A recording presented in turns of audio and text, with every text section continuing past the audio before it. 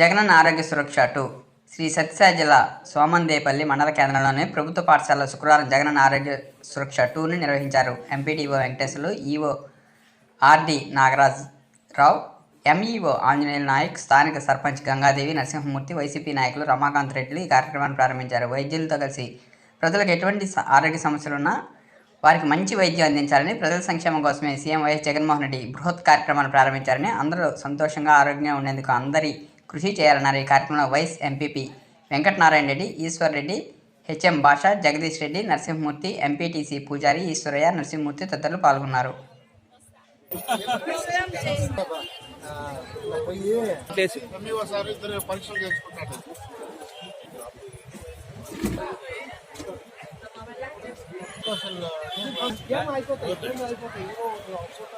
మళ్ళీ సార్